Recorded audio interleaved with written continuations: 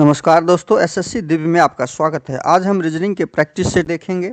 इसमें रीजनिंग के 20 इंपॉर्टेंट प्रश्न हैं। यदि आप एसएससी, रेलवे या किसी भी स्टेट एग्जाम की तैयारी कर रहे हो तो ये प्रैक्टिस सेट आपके लिए काफ़ी इंपॉर्टेंट है, क्योंकि इस प्रैक्टिस सेट में जो प्रश्न दिए गए हैं उसी टाइप के प्रश्न आपके एग्जाम में पूछे जाएंगे, आपके परीक्षा में पूछे जाएंगे।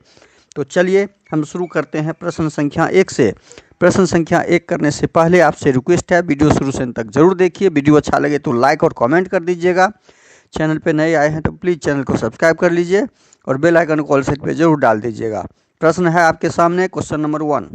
नीचे पासे की दो स्थितियां दी गई हैं। पासे की कितनी स्थिति दी गई है? 2 स्थिति दी गई है। और दोनों स्थिति में क्या दिया गया है? दोनों स्थिति को समझते हुए हमें प्रश्न का आंसर ढूंढना है। पहले तो ये पासे को पहचानना है। 5 के सामने, 5 के विपरीत मतलब 5 के सामने। पासा के बारे में आप जान लीजिए। पासा 2 तरह के होते हैं। एक मानक पासा हमेशा कितने तरह के होते हैं ये याद रखिए, और वो 2 प्रकार के होते हैं, एक मानक पासा, एक सामान्य पासा। मानक पासा और सामान्य पासा को पहचानने का बहुत आसान नियम है। मानक पासा और दूसरा होता है सामान्य पासा।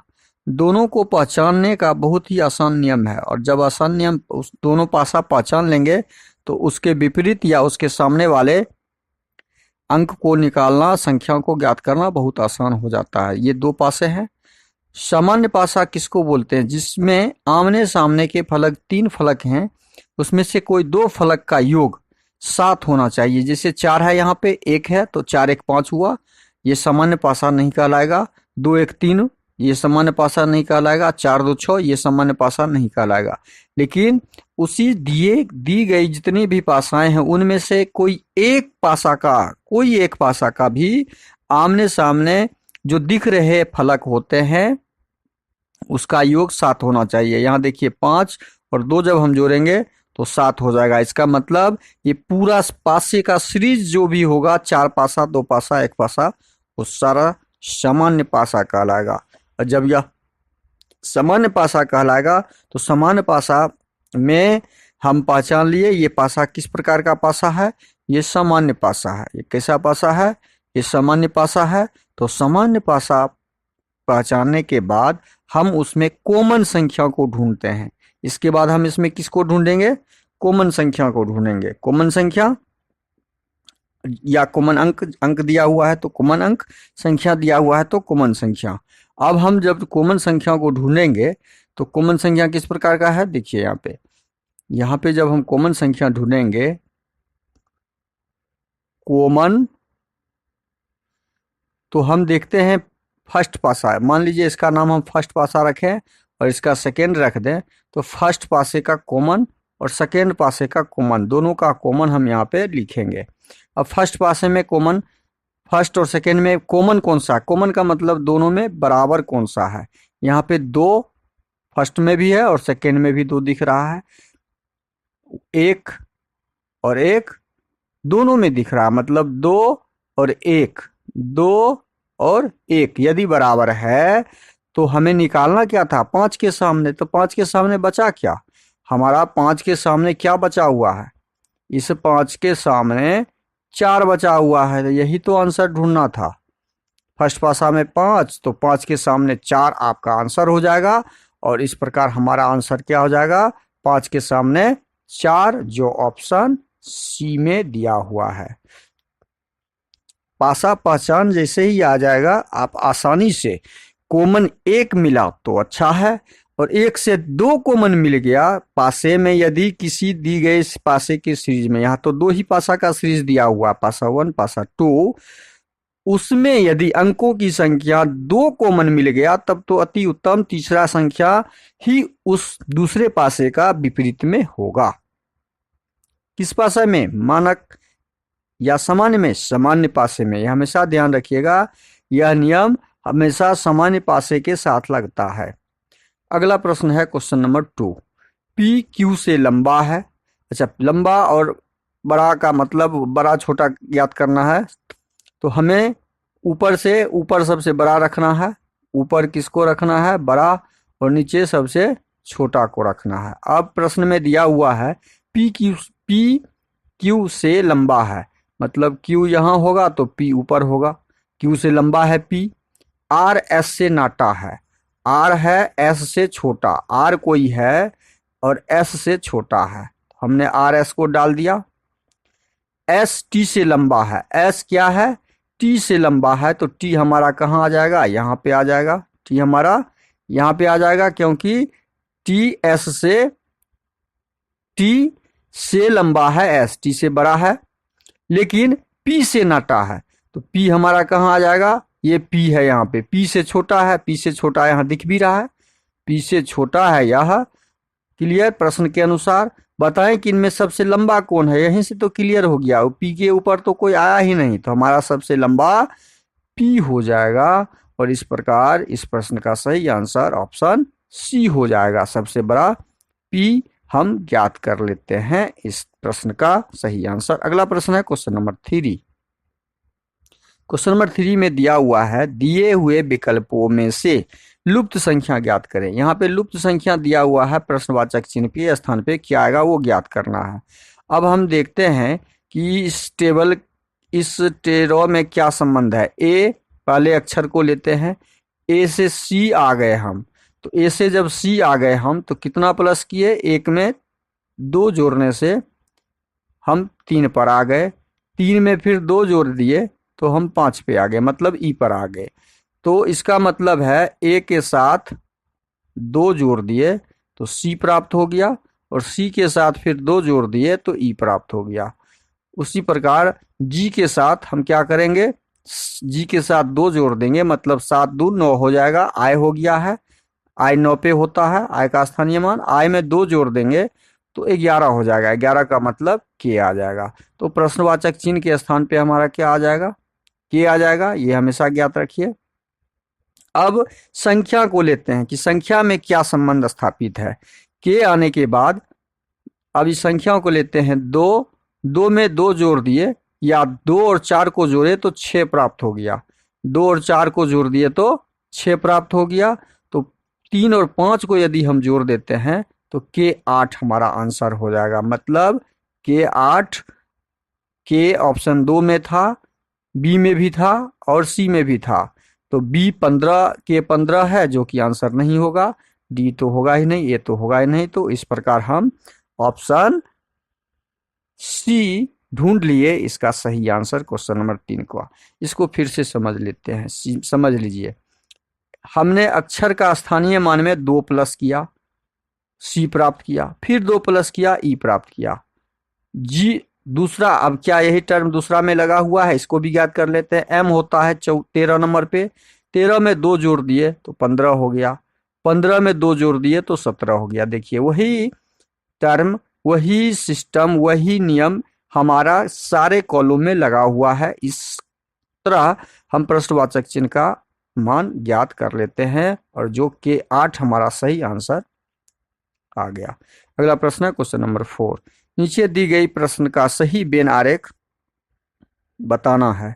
पत्रिका, मासिक और साप्ताहिक, पत्रिका, मासिक और साप्ताहिक में क्या संबंध स्थापित होता है, तो वो संबंध शब्दों के बीच संबंध स्थापित करते हुए, हमेशा ध्यान रखें, शब्दों के बीच संबंध स्थापित करते हुए हमें प्रश्नों का उत्तर देना है। तो पत्रिका मासिक भी होता है और साप्ताहिक भी होता है। पत्रिका, तो पत्रिका पहले हम क्या करेंगे, पत्रिका का हम डायग्राम बनाएंगे, ये पत्रिका हो गया, ये क्या हो गया, पत्रिका हो गया। जब ये पत्रिका होगा तो साप्ताहिक भी होता है और मासिक भी होता है। तो इस प्रकार का डायग्राम हम जब देखेंगे ऑप्शन में, जो ऑप्शन बी में दिख रहा है, तो क्वेश्चन नंबर 4 का सही आंसर हो जाएगा ऑप्शन बी। अगला प्रश्न है क्वेश्चन नंबर 5। क्वेश्चन नंबर 5, दिए गए विकल्पों में से संबंधित संख्या को चुनिए। दिए गए विकल्प, जो दिया गया विकल्प है उसमें से संबंधित संख्या को चुनना है। अब इसमें कैसे चुनेंगे, दिए गए विकल्प 123 को हम क्या करेंगे, जो 4 से आ जाएगा, 123 को 4 से संबंधित करते हुए 726 का ही प्रश्नवाचक चिन्ह के स्थान पे क्या आएगा वो ज्ञात करना है। तो 123 में 1 जोड़ 2 जोड़ 3 करते हैं तो 3 दू 5 1 6 हो रहा है। ये पैटर्न यहाँ पे नहीं लगेगा, तो हम अब क्या करेंगे, हम एक और पैटर्न लगा के देखते हैं कि 123 में 3 दू 5, इस दोनों को जोड़ के एक घटा देते हैं तो 5 में से एक गया, 4 प्राप्त हो गया। क्या 726 में 6 और 2 को जोड़ेंगे, 8 में से 7 घटा तो 1 प्राप्त हुआ। ऑप्शन में कहीं 1 दिख रहा है? नहीं। इसका मतलब यह पैटर्न भी हमारा वर्क नहीं किया यहाँ पे। अब हम तीसरा पैटर्न क्या ढूंढेंगे? तीसरा पैटर्न ढूंढिए। तीसरा पैटर्न हमारा क्या बनेगा? 123 को हम क्या करें कि 4 ले आए। बस ये हमेशा ध्यान रखना है कि क्या किया गया है। 123 को किया गया है 3 दूनी 6, और 6 में से 6 7 दूनी 3 दूनी 6, 3 दूनी 6 और दूनी 12, 12 बट्टा 3 दू 5 1 6, 6 बट्टा 3। देखिए 4 लाने के लिए हम यहाँ पे क्या करेंगे, 4 लाने के लिए यहाँ पे क्या किया गया है, शुरू का 123 में ये 12 को ले लिया गया, ठीक है, और 3 से भाग लगा दिया। 123 में 12 को ले लिया गया और 3 से भाग लगा दिया, मतलब 12 भागा 3, 4 प्राप्त कर लिए हम। उसी प्रकार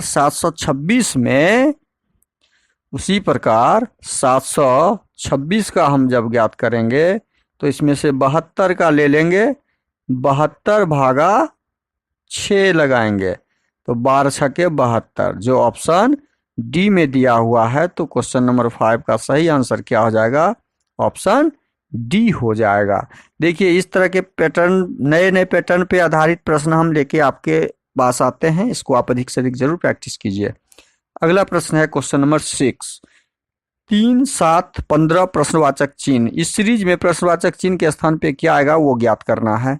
तो अब सब संख्याओं के बीच संबंध स्थापित करना होगा कि किस प्रकार का संबंध है। 3 में हम 4 जोड़ते हैं तो 7 प्राप्त होता है। 7 में 8 जोड़ेंगे तो हमारा 15 प्राप्त होगा। यहाँ पे तो कोई नियम ही नहीं लगा, कोई पैटर्न नहीं बैठा हुआ है। तो अब हम दूसरा पैटर्न लगा के देखेंगे। दूसरा पैटर्न क्या लगेगा? दूसरा पैटर्न 3 और 7 और 15 के बीच पहले संबंध स्थापित करेंगे तो 3 दूनी 6 और 1 7। देखिए यहाँ क्या हुआ है, 3 के साथ 3 गुना 2 जोड़ 1 बराबर 7, ये 7 प्राप्त हो गया हमारा। अब 7 गुना 2 जोड़ 1 कर देंगे तो 15 प्राप्त हो जाएगा, ये दूसरा प्राप्त हो जाएगा। पैटर्न हमने ढूंढ लिया। अब अगला क्या करेंगे, 15 दूनी 30 जोड़ 1 कर देंगे 31। हमारा प्रश्नवाचक चिन्ह के स्थान पे क्या आएगा? 31 आएगा। क्या अगला 63 इस पैटर्न पे आ रहा है? तो इस पैटर्न पे हम ज्ञात करने के लिए क्या करेंगे, 31 दूना 33, 31 दूना 62 जोड़ 1, 31 दूना 62 जोड़ 1 63। तो हमारा 63 आ जा रहा है। इसका मतलब यह पैटर्न फॉलो कर रहा है और इस पैटर्न के आधार पर प्रश्नवाचक चिन्ह के स्थान पे हमारा आंसर क्या आ जाएगा? 31, जो ऑप्शन बी में आपका दिख रहा है। तो क्वेश्चन नंबर 6 का सही आंसर क्या हो जाएगा? Option B. अगला प्रश्न है क्वेश्चन नंबर 7, राजू का मुंह उत्तर की ओर है, वह सीधे 35 मीटर जाता है। देखिए हमेशा इस तरह के प्रश्न का दिशा को आपका ज्ञान होना जरूरी होता है, और ये हमेशा ऊपर उत्तर होता है, नीचे का भाग दक्षिण होता है, नीचे का भाग दक्षिण होता है, और पूरब, दाहिना भाग पूरब होता है और बायां भाग पश्चिम होता है। अब हम क्या यहाँ पे प्रश्न में दिया है कि राजू का मुंह उत्तर की ओर है, तो उत्तर की ओर है मतलब ऊपर की ओर है, वह सीधे 35 मीटर जाता है। अब यहां से उत्तर की ओर है तो 35 मीटर गया। बाएं घूम जाता है, ये दायां घूमेगा तो पूरब, बायां घूम गया पश्चिम, बायां घूम गया, ये 35 मीटर गया। बायां घूमता है और 20 मीटर जाता है, ये 20 मीटर गया। फिर दायां घूम जाता, अब यहां से ये दायां घूमेगा तो फिर उत्तर की तरफ चला गया। और 25 मीटर चलता है। ये 25 मीटर चला, 25 मीटर जाता है, फिर दाईं ओर घूम जाता है। अब दाईं ओर जैसे ही घूमेगा तो पूरब की तरफ घूम गया, ये दाईं तरफ पूरब की ओर घूम गया, दाईं ओर घूमता है और 30 मीटर चलता है, 30 मीटर जाता है। तो वह किस दिशा की ओर जा रहा है? यह पूरब की ओर जा रहा है, बस दाईं तरफ जा रहा है पूरब, जो ऑप्शन 3 में आपका दिया हुआ है। तो क्वेश्चन नंबर 7 का सही आंसर हो जाएगा ऑप्शन 3 पूरब। अगला प्रश्न है क्वेश्चन नंबर 8। देखिए ELIMS को स्माइल किया गया, सीधा स्माइल का उल्टा स्माइल। देखिए यहाँ पे क्या किया, लास्ट को फर्स्ट, सेकेंड लास्ट को सेकेंड, थर्ड लास्ट को थर्ड, एल फोर्थ को फोर्थ और फर्स्ट को लास्ट कर दिया, बस वही कर देंगे। एस को हम एस कर देंगे और एस से एक ही है ही स्पार्क, हमारा आंसर एक बार में ही निकल गया। एस वाला ऑप्शन हमारे पास ऑप्शन 2 में ही केवल है, तो हमारा 8 नंबर क्वेश्चन का सही आंसर स्पार्क हो जाएगा। अगला प्रश्न है क्वेश्चन नंबर 9। यदि किसी कूट में XYZ को ABC लिखा जाता है तो ABC को लिखा जाएगा किस रूप में? XYZ को लिखा जाता है ABC में, मतलब X 24 नंबर, 24 में 3 जोड़े तो फिर 3 जोड़े तो मतलब 3 + 3 का यहाँ पे पैटर्न लगा हुआ है। ये तीनों में क्या लगा हुआ था? 3 + 3 का पैटर्न लगा हुआ था। तो हमें ज्ञात करना है ABC का कोड। ABC का कोड ज्ञात करेंगे तो इसमें भी हमें क्या करना होगा? 3 3 प्लस करके हम पैटर्न बना खुद ढूंढ लिए हुए हैं, +3 +3 करके आंसर ढूंढेंगे। एक ए में 3 जोड़ेंगे तो 4 हो जाएगा, डी बी में 3 जोड़ेंगे तो 5 हो जाएगा, ई सी में 3 जोड़ेंगे तो 3 3 6 हो जाएगा, एफ। तो DEF जहां पे होगा हमारा आंसर वही ऑप्शन होगा जो ऑप्शन सी में दिख रहा है। वो कहां पर है? ऑप्शन सी।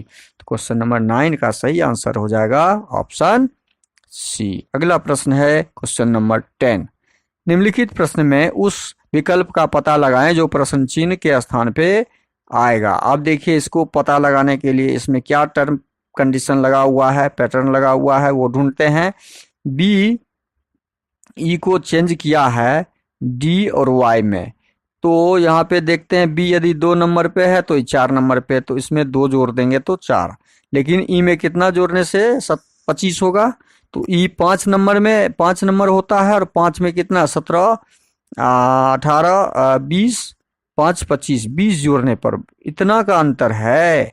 यह पैटर्न यहाँ पे कुछ समझ में नहीं आया, यह पैटर्न लगा ही नहीं। तो अब हम दूसरा पैटर्न क्या ढूंढेंगे? बी 2 नंबर पे है, बी कितने नंबर पे होता है? 2 नंबर पे, ई 5 नंबर पे, और जब हम 2 का स्क्वायर कर देते हैं तो हमें 4 प्राप्त हो जाता है, डी का स्थानीय मान प्राप्त हो गया। उसी प्रकार हम जब 5 का स्क्वायर कर देते हैं ई का स्क्वायर तो हमें वाई का मान निकल जाता है।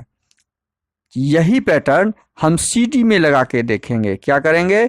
यही पैटर्न हम C और D में लगा के देखेंगे। CD में C और D में C 3 नंबर पे और D 4 नंबर पे होता है, तो 3 का स्क्वायर यदि करेंगे हम तो 9 होगा और 9 I पे होता है, और D का स्क्वायर यदि हम कर दें तो 16 होगा और 16 P पे होता है। तो IP हमारा आंसर ऑप्शन में दिख रहा है, ऑप्शन नंबर बी में। तो क्वेश्चन नंबर 10 का सही आंसर क्या हो जाएगा हमारा? ऑप्शन बी, मतलब उसके स्थानीय मान का स्क्वायर ही उसका संबंध स्थापन करता है, संबंध उससे स्थापित करता है। अगला प्रश्न है क्वेश्चन नंबर 11। 31 जनवरी 2007 को सप्ताह का कौन सा दिन होगा? यह CGL में 7 मार्च 2020 को पूछा गया प्रश्न है।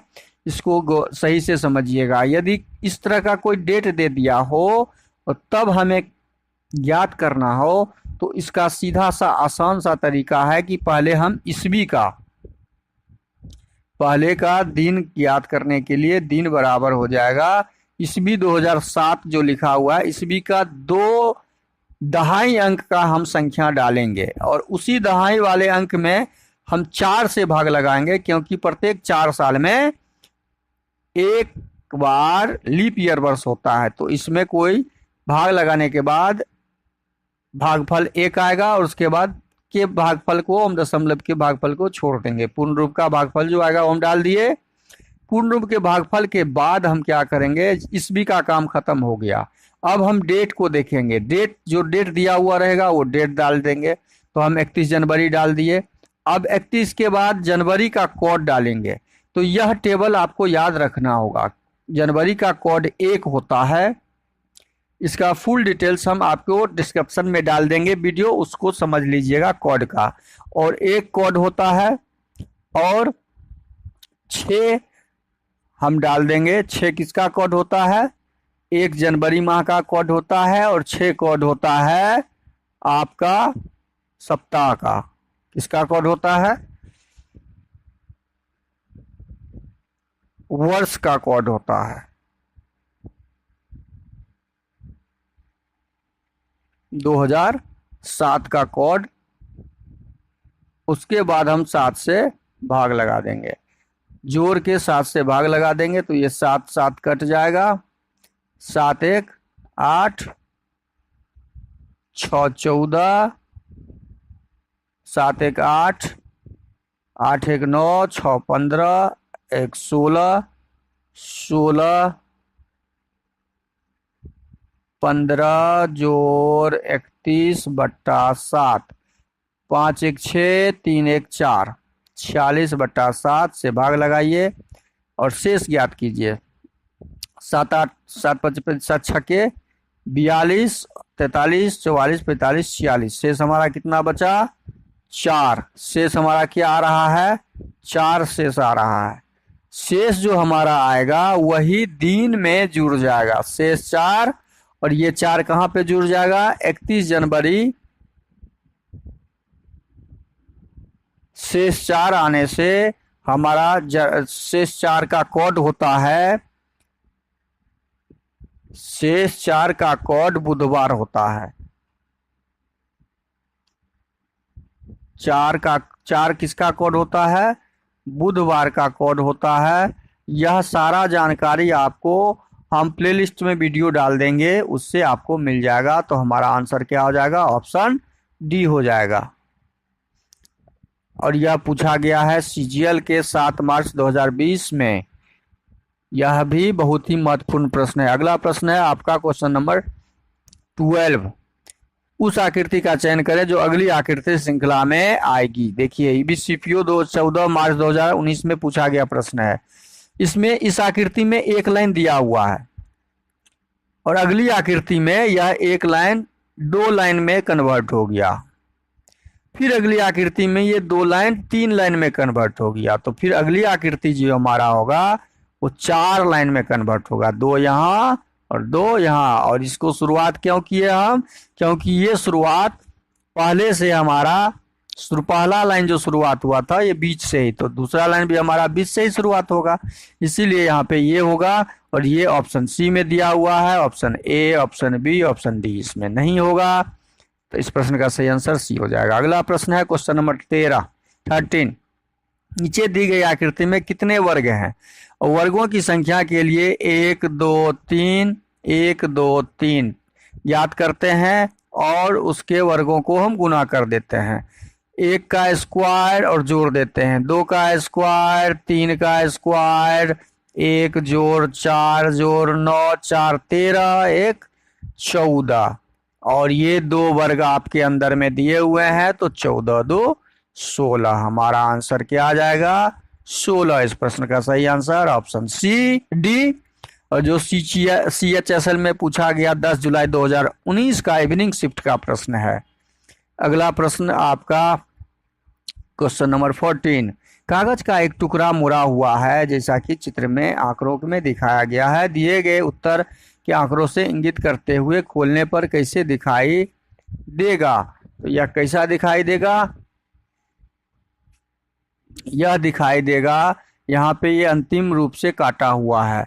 जब इसको हम खोलेंगे, ये भाग तो यहाँ पे दिया हुआ है ही, ये कट करके ऐसे दिया हुआ है। नेट को बंद कर दो।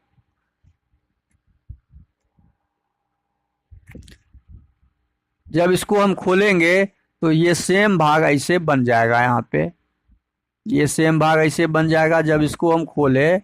और त्रिभुज भी ऐसा ही बनेगा, त्रिभुज भी हमारा ऐसा ही बनेगा और कट भी हमारा ऐसा ही बनेगा। अब जब इस भाग को फिर ऊपर की ओर तरफ खोलेंगे पूरा, तो ये त्रिभुज उलट के ऐसे बन जाएगा और ये कट भी जो है आपका ऊपर चला जाएगा। कट भी कहाँ आ जाएगा? ऊपर आ जाएगा। त्रिभुज आपका यहाँ हो जाएगा, कट भी यहाँ आ जाएगा।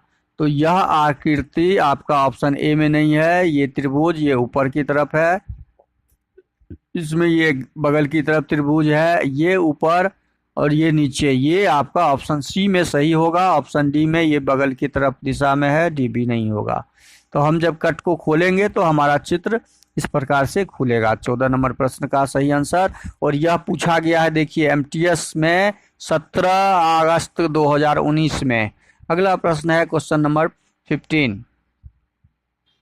मेहनत का सफलता से ठीक वही संबंध है जो संबंध अपराध का इनाम से नहीं हो सकता, पुलिस से भी नहीं हो सकता, समाज से भी नहीं, सजा से होता है। सजा ही इसका सही अर्थ है। सफलता मेहनत से मिलती है तो सजा अपराध करने से मिलती है। तो अगला प्रश्न है क्वेश्चन नंबर 16। उस संख्या की पहचान करें जो दी गई श्रृंखला से संबंधित नहीं है। अब दो, अगली संख्या 4 जोड़ने से 6, अगली संख्या 2 जोड़ने से 8, अगली संख्या 8 4 बार 4 जोड़ने से 12, अगली संख्या 2 जोड़ने से। मतलब यहाँ पे सीरीज है +4 +2 का।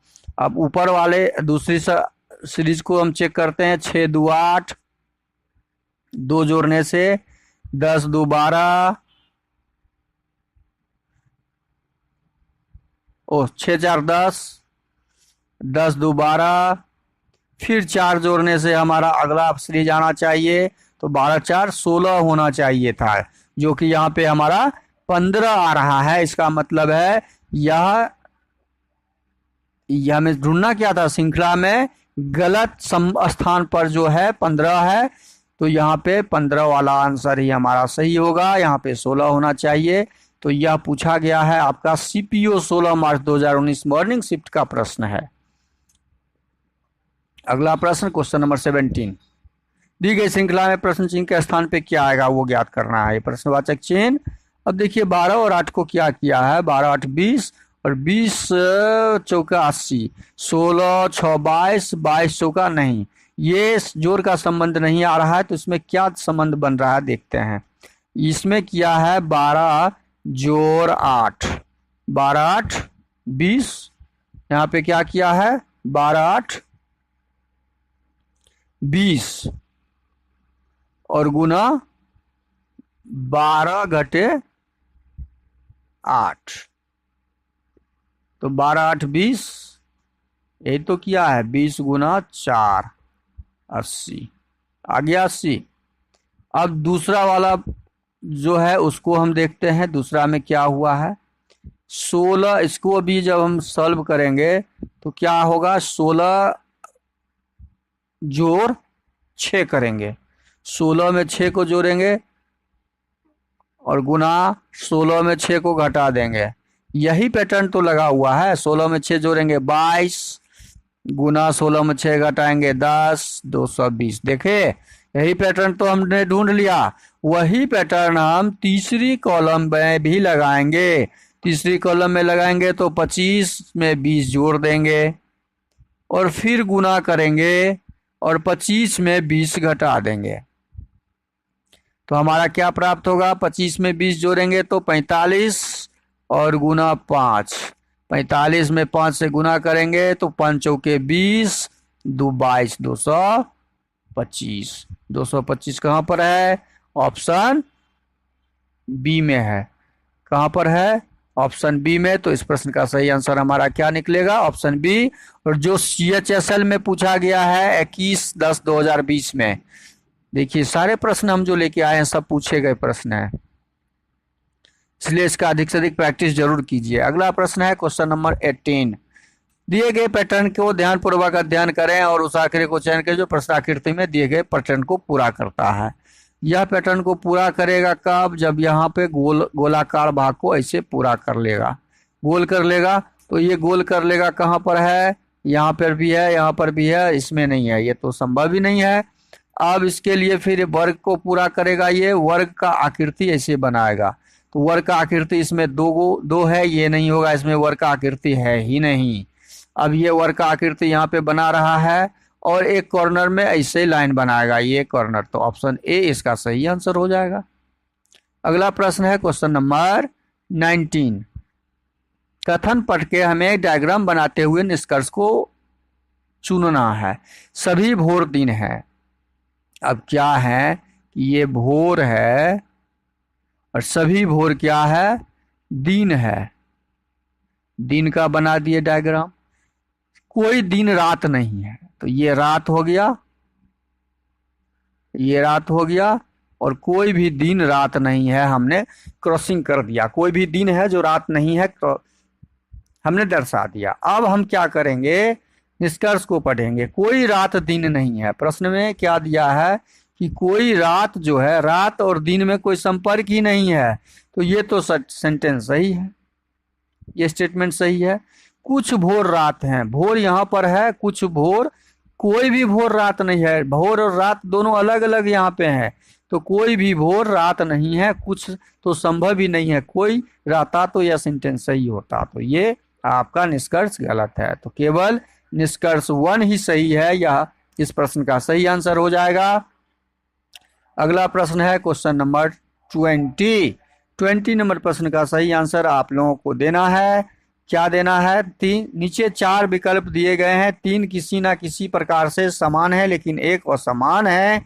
अलग को चुनिए। इस चारों में अलग कौन सा है उसे चुन के आपको कमेंट बॉक्स में कमेंट करना है और आंसर में आपका रिप्लाई जो होगा वो क्वेश्चन नंबर डालने के साथ आंसर जो सही होगा वो डाल दीजिएगा। वीडियो शुरू से अंत तक जरूर देखिए। वीडियो अच्छा लगे तो लाइक कर दीजिए।